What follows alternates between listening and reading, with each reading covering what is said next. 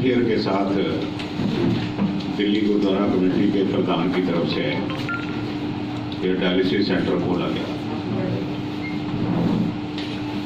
और dialysis centre के साथ इन्होंने नाम दे दिया किडनी हॉस्पिटल।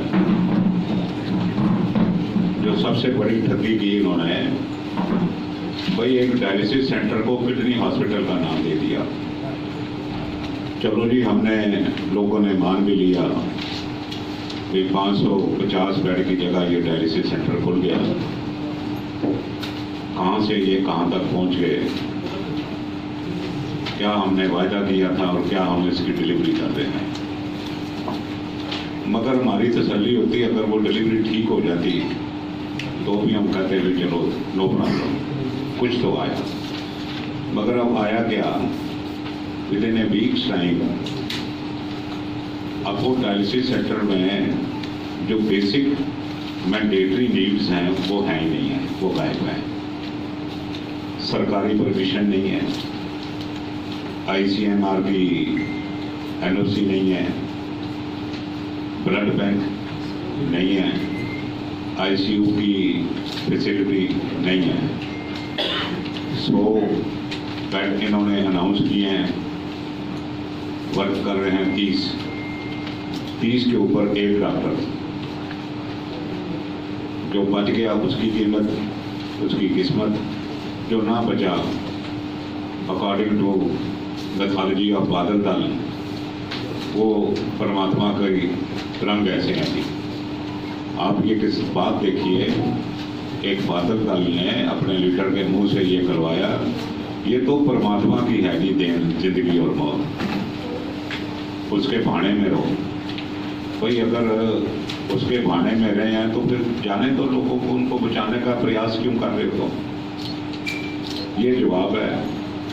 ये जो चीज़ें मैं बता रहा हूँ, भाई ये जो केमिकल जो उसके अंदर जाना है मरीज के, ये ऐसे मिला रहे हैं जैसे किसी की कुल्फी की दुकान हो और हाथ से उस केमिकल को मिला रहे हैं। ये सारी फोटो में मेरे टेलीफोन में कैद है।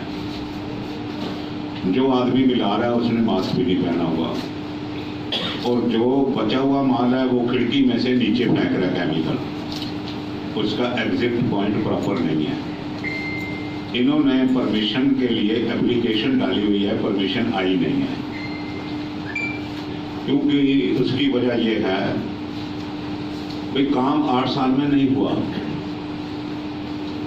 गुरुद्वारों को खाली इन्होंने लूटा है, फाइनेंसिस गुरुद्वारों के खत्म हो चुके हैं, एजुकेशन सिस्टम चरमरा गए हैं, धार्मिक सिस्टम चरमरा गए हैं। हैफेजडली करोड़ों रुपए लगा के 2.1 मिलियन व्यूज देख रहे हैं। हमें नहीं पता भाई ये कैसे आगे व्यूज, आपको नहीं पता। गुरुद्वारे का पैसा, करोड़ों रुपए गुरुद्वारे के पैसे के डिस्पोजल के ऊपर ये अपने वाहवाही लूट रहे हैं। चलो हमें इसका कोई इतराज नहीं है, पर तुमने उस जिंदगी के साथ खिलवाड़ क्यों किया। जो एक बेदोष आदमी था, गुरु के नाम के ऊपर आके तुम्हारे घर में वो अस्पताल में आया, तुमने उसको 6-7 घंटे अटेंड ही नहीं किया। अटेंड ना करने की वजह से उसकी हालत बिगड़ गई। तुम्हारे पास कोई प्रबंध ही नहीं है, तुम्हारे पास उस वक्त एम्बुलेंस भी नहीं है जो उसको फेरी करके कहीं ले जा सके। जो तुम्हारा डॉक्टर है उसको पता ही नहीं लग रहा है इस मरीज की हालत क्या है। This is the quality of medical जो आपने मुहैया करवानी है फैसिलिटीज, वो आपके पास बेसिक फैसिलिटी नहीं है। दूसरी चीज है भाई, आपकी पोल पूरी तरह से खुल गई। आप बड़े शोर शराबे के साथ MRI के पीछे भी पड़े हुए हो। अब उसके वो कह रहे हैं 50 रुपए में, अब उसके 3 रेट हैं। सिरसे की पर्ची के ऊपर 50 रुपए, मेंबर की पर्ची के ऊपर 800 रुपए, ऑर्डनरी आदमी के लिए 1600 रुपए। ये गुरु घर में भेदभाव होना, इसका मतलब जो तुम्हें नहीं जानता वो गरीब आदमी है, वो 1600 रुपए देने पड़ेंगे। कहीं दुनिया के किसी तख्ते में ऐसा कोई इंतजाम आपने देखा है कि जहां एक ही चीज के 3 रेट हो। भाई तू प्रेसिडेंट है, you are not proprietor of this gurdwara institution. किसी ने दान दिया है, वो तुमने लगा दी कई महीनों के बाद, अब उसके रेट भी 3 होंगे। हमने ये बात करनी है कि ये बहुत बड़ा जो सा है, इनके पास किसी चीज का कोई इंतजाम नहीं है। बिल्कुल जो क्रिटिकल केयर की फैसिलिटीज हैं एज ए बैकअप जो हॉस्पिटल में होनी चाहिए, जैसे ऑक्सीजन है, नाइट्रस ऑक्साइड है, कार्बन डाइऑक्साइड है, वो मिसिंग है वहां से, वो नहीं है वहां हॉस्पिटल में। और नर्सिंग स्टाफ भी नहीं है, पैरामेडिक्स और इनएडुकेट हैं to handle the facility this big and patient so many. इतने पेशेंट को हैंडल करने के लिए इनके पास स्टाफ भी नहीं है। ये एक इलीगल ऑपरेशन जो से हैं ये रन कर रहे हैं बाला साहब हॉस्पिटल में। हम ये कहना चाहते हैं, क्या सरकार सो रही है? ये किसी बड़े हादसे का इंतजार कर रही है? भाई जब तक इतने नहीं मरेंगे तब तक हम हरकत में नहीं आएंगे। ये हॉस्पिटल कोई भी जहां मर्जी कोई भी खोल सकता है, ऐसा प्रावधान है हमारे यहाँ कानून में। तो जिसकी मर्जी आए, मैं उस बात में तो पढ़ता ही नहीं अभी। तो ये जांच की जानी चाहिए ये डायलिसिस मशीनों की कंडीशन क्या है, रिफर्बिश्ड आई हैं, नई आई हैं कि बहुत पुरानियों को पेंट करके मंगवा लिया है, इंपोर्ट की हैं तो कहां से की हैं, कहीं उसमें HIV वायरस तो नहीं इसमें डायलिसिस में गया हुआ। अगर HIV गया हुआ है तो वो इतना खतरनाक नहीं है। अगर HIV वायरस का इसमें से डायलिसिस हुआ है तो जो उस मशीन में डायलिसिस कराएगा उसके लिए खतरा ही खतरा है, उसकी जान को खतरा ही खतरा है। क्या इन चीजों का ध्यान रखा गया है? आपने इतना बड़ा काम किया है तो आपने क्या सिख संतों को बताया कि आपका ये जो एग्रीमेंट है वो बेसिक एग्रीमेंट क्या है, इसके पीछे किसको कितने पैसे मिलेंगे, कहां से पैसे मिलेंगे?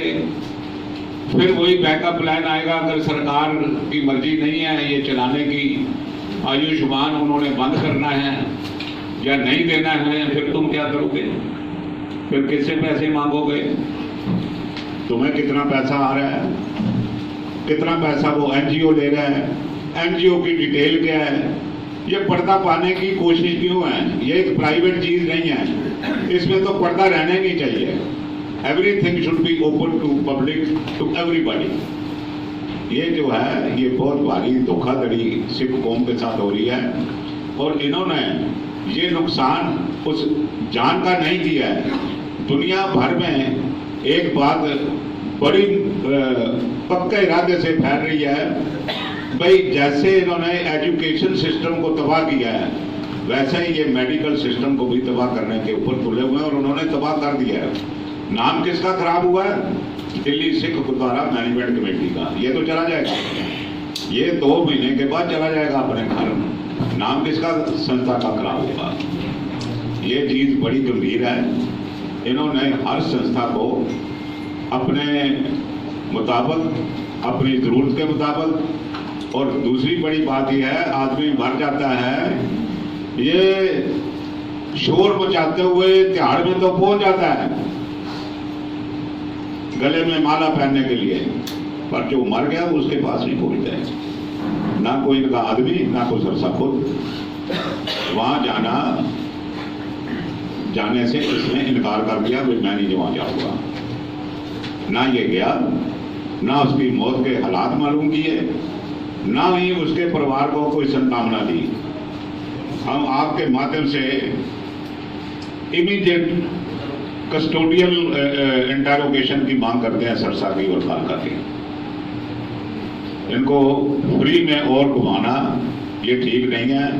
पुलिस को बिल्कुल तहकीकात करनी चाहिए हर एंगल से, भाई इन्होंने परमिशन कब ली, कैसे ली, परमिशन आई कि नहीं आई, नहीं आई तो कैसे शुरू किया, इसका जो ये डिस्पोजल है केमिकल का, ये पोल्यूशन वालों को देखना चाहिए भी केमिकल ऐसे बाहर हॉस्पिटल वाले फेंक सकते हैं। ये हॉस्पिटल वाले केमिकल को खिड़की में से, ये मेरे पास फोटोएं मौजूद हैं, किसी को चाहिए हो तो मैं दे दूंगा। मैं सारी चीज रिकॉर्ड करके तब मैं प्रेस से बात कर रहा हूँ, नहीं तो मैं प्रेस कॉन्फ्रेंस तो मैंने कल ही करनी थी आपसे। मैटर इतना सीरियस है, पर मैंने कहा ये सारे एविडेंस कलेक्ट करके फिर मैं आपसे बात करूँ। एक दिन लेट हो जाए कोई बात नहीं, हर चीज़ हर एविडेंस मेरे टेलीफोन में कैद है, ये मेरे पास पड़ा हुआ है। भाई ऐसे मैंने पहला हॉस्पिटल देखा है, कोई सफाई नहीं, कोई कुछ नहीं, कोई लेनी नहीं, और ये ऐसे समय में ऐसे हालात में हॉस्पिटल हैफेजली शुरू करना, ये लोगों की मौत को दावत देने वाली बात है। हम ये सरकारी तंत्रों से ये बात कहेंगे, भाई हॉस्पिटल अच्छे तरीके से चलना चाहिए, ठीक तरीके से चलना चाहिए, कानूनी तरीके से चलना चाहिए। ये वोट गैदर करने का ये स्टेज नहीं है, ये सेवा करने की स्टेज है, वोट गैदर करने की स्टेज नहीं है। और किसी ने कोई कुछ जो आप आरोप लगा रहे हैं दो मरीज की मौत का, लेकिन उनका कहना है कि ये जो मरीज की मौत हुई थी वो हार्ट का पेशेंट था। उससे पहले उन्होंने पूछा था कि इसका इलाज किया जाए या नहीं किया जाए, उसके बाद उसकी डेथ हुई है इलाज के दौरान। देखिए सर, ऐसा है, मैं कोई आरोप किसी के ऊपर नहीं लगा रहा, मैं फैक्चुअल पोजीशन आपको बता रहा हूँ। इन्होंने 7 घंटे उसको क्यों बिठाया अगर उसकी तबीयत ठीक नहीं थी? वो सुबह 6:30 बजे का आया हुआ है। अगर डायलिसिस करते करते किसी की तबीयत खराब हो जाए तो आपके पास कोई आईसीयू का प्रबंध है? आपने बाहर हॉस्पिटल लिखा हुआ है, किडनी हॉस्पिटल, आप डायलिसिस कर रहे हैं। डायलिसिस भी एक बीमारी है, ये कोई तोहफा थोड़ी है कोई। डायलिसिस करते करते पेशेंट को कुछ भी हो सकता है, वो ब्लड चेंज हो रहा है, उसका सफाई हो रही है। क्या इनके पास कोई बैकअप प्लान है उस आदमी को बचाने का? मैं आपकी बात, मेरा कोई आरोप प्रतिरोप में नहीं पड़ता, मेरा सिर्फ इतना ही मानना है, हॉस्पिटल चले तो हॉस्पिटल अच्छा चलना चाहिए। ये गुरु घर की बदनामी जो सी है वो नहीं होनी चाहिए, बिल्कुल उसको हम नहीं टॉलरेट कर सकते। सदा जी, ਇਹਦੇ ਵਾਸਤੇ ਕੋਈ ਹੈਲਥ ਮਿਨਿਸਟਰ ਨੂੰ ਜਾਂ ਕੋਈ ਕਿਸੇ ਨੂੰ ਕੋਈ ਤੁਸੀਂ ਚਿੱਠੀ ਵਗੈਰਾ ਲਿਖੀ ਹੈ ਜਾਂ ਲਿਖੋਗੇ? ਸਾਡੇ ਹੈਲਥ ਮਿਨਿਸਟਰ ਸਾਡੇ ਸਾਹਮਣੇ ਬੈਠੇ ਹੋਏ ਹਨ ਔਰ ਇਹਨਾਂ ਨੇ ਕੱਲ ਨੂੰ ਖਬਰਾਂ ਦੇ ਕੇ ਹੈਲਥ ਮਿਨਿਸਟਰ ਨੂੰ ਦੱਸਣਾ ਹੈਗਾ। ਹੈਲਥ ਮਿਨਿਸਟਰ ਸਾਹਿਬ ਇਹ ਖਬਰਾਂ ਪੜ੍ਹਨਗੇ ਤੇ ਕੁਝ ਐਕਸ਼ਨ ਲੈਣਗੇ ਤੇ ਉਹ ਕੋਈ ਦੱਸੋ ਕੀ ਕਰ ਸਕਦੇ। ਗਜ਼ਬ ਦੀ ਗੱਲ ਹੈ ਕਿ ਦਿੱਲੀ ਦੇ ਵਿੱਚ 2 ਸਰਕਾਰਾਂ ਹੈਗੀਆਂ, ਇੱਕ ਸੈਂਟਰ ਦੀ ਸਰਕਾਰ ਹੈ, ਇੱਕ ਸਟੇਟ ਦੀ ਗਵਰਨਮੈਂਟ ਹੈਗੀ। ਕਿ ਸਟੇਟ ਦੀ ਔਰ ਸੈਂਟਰ ਦੀ ਦੋਨੋਂ ਸਰਕਾਰਾਂ ਸੁੱਤੀਆਂ ਹੋਈਆਂ। ਇੱਕ ਦੀ ਇੱਥੇ ਮੌਤ ਹੋ ਜਾਂਦੀ ਹੈ ਬਗੈਰ ਹਸਪੀਟਲ ਦਾ ਬੋਰਡ ਲੱਗਿਆ ਹੋਇਆ ਹੈ ਔਰ ਹਸਪਤਾਲ ਨਾਂ ਦੀ ਕੋਈ ਫੈਸਿਲਿਟੀ ਨਹੀਂ ਹੈਗੀ ਤੇ ਉਹਦੀ ਮੌਤ ਹੋ ਜਾਂਦੀ ਹੈ ਤੇ ਸਰਕਾਰਾਂ ਦੋਨੋਂ ਸੁੱਤੀਆਂ ਰਹਿਣ। ये तो सरकारों ने देखना ना जी।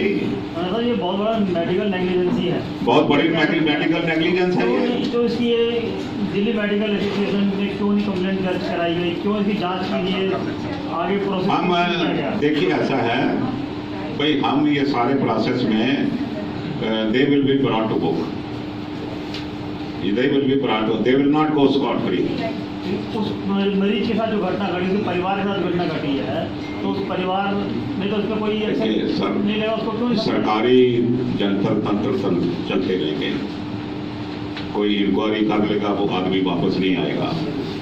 हमारा जो कंसर्न है, जो मेन कंसर्न है कि दिल्ली सिख गुरुद्वारा मैनेजमेंट कमेटी की बहुत भारी बदनामी हो गई है और ये दुनिया भर में ये बात चली गई है कि सिखों को कुछ भी नहीं चलाना आता, स्कूल ये नहीं चला सकते। मैं सिखों की बात नहीं कर रहा, मैं बादलियों की बात कर रहा हूं। ये कल्प्रिट बादलिये हैं, ये बादल दल की देन है। स्कूल ये नहीं चला सकते, गुरुद्वारे ये नहीं मैनेज कर सकते, फाइनेंसेस ये खत्म कर गए हैं और अब मेडिकल के लिए लोगों की जान के पीछे पड़े हुए हैं। तो ये सारा जो देनदारी है ये बादल दल की है। They should be brought to book and they will be brought to book. ਤੁਸੀਂ ਕੀ ਕਹਿੰਦੇ ਹੋ ਕਿ ਇਹ ਬੰਦ ਹੋਣਾ ਚਾਹੀਦਾ ਜਾਂ ਸਾਰੇ ਪ੍ਰਬੰਧ ਕਰਨੇ ਚਾਹੀਦੇ ਹਨ? प्रबंध करने चाहिए जी और ठीक प्रबंध करने चाहिए। ਪ੍ਰਬੰਧ ਠੀਕ चंगी तरह प्रबंध करके काम खोलना चाहिए। सिस्टम ना हर चीज़ का सिस्टम है। ये सरकार को बेवकूफ़ है जिन्हें कानून बनाए कि तुम सारी संस्थावां को NOC लो। सरकार बेवकूफ़ नहीं है कि कानून बेवकूफ़ी के नहीं बने हुए। ਤੁਹਾਡੇ ਹਿਸਾਬ ਨਾਲ ਇਹਨਾਂ ਨੂੰ ਕਾਲੀ ਕਿਉਂ ਪਈ ਹੋਈ ਸੀ ਸ਼ੁਰੂ ਕਰਨ ਦੀ? ਤੁਹਾਡੇ ਹਿਸਾਬ ਕਾਲੀ ਪਈ ਹੈਗੀ ਜੀ ਵੀ ਇਹਨਾਂ ਨੇ ਕੀਤਾ ਤੇ ਕੁਝ ਵੀ ਨਹੀਂ। ਇਹਨਾਂ ਨੇ ਕਿਹਾ ਵੀ ਚਲੋ ਮੈਂ ਹਸਪਤਾਲ ਦਾ ਨਾਮ ਲੈ ਕੇ ਪੁਸ਼ ਕਰ ਕਰਕੇ ਕਰੋੜਾਂ ਰੁਪਏ ਜਿਹੜੇ ਆ ਨੇ ਅੱਜ ਦਿੱਲੀ ਗੁਰਦੁਆਰਾ ਕਮੇਟੀ ਦੇ ਸਰਸਾ ਖਰਚ ਕਰ ਰਿਹਾ ਹੈ। ਇਸ ਕੋਲ ਤਿਹਾੜ ਜਾਣ ਦਾ ਟਾਈਮ ਹੈਗਾ। ਇਸ ਕੋਲ ਉਸ ਗਰੀਬ ਦੀ ਮੌਤ ਦੇ ਉੱਪਰ ਜਾ ਕੇ ਜਿਹਦੀ ਵਜ੍ਹਾ ਤੂੰ ਹੈਗਾ, ਇਹਦੀ मौत का कारण सरसा हैगा और कोई भी नहीं है। सरसा मौत का कारण है। और तब ये बताएं कि उद्घाटन के मौके पर टिकैत साहब को लाने का क्या मकसद था? क्या ये बहुत बड़ी पॉपुलरिटी लेना? देखो ये बात है, सरसा ना तो को प्रधान है ना को अकलमंद है। ये एक पोस्टर बॉय है, जैसे फिल्मों में होते हैं ना पोस्टर बॉय, ये पोस्टर बॉय है। और इसका मन शांत हो जाता है सुबह सुबह जब ये देखता है भी मेरे पोस्टर जगह जगह लगे हैं। काम की समझ नहीं है। काम की समझ होती तो ये कल मौत ना होती है। ये मौत नहीं होनी थी कल। पर ना समझ, वो कहते हैं ना समझ और मूर्ख दोष उनसा है, वो दुश्मन से भी बुरा। ठीक है, थैंक यू। दादा जी बताएं।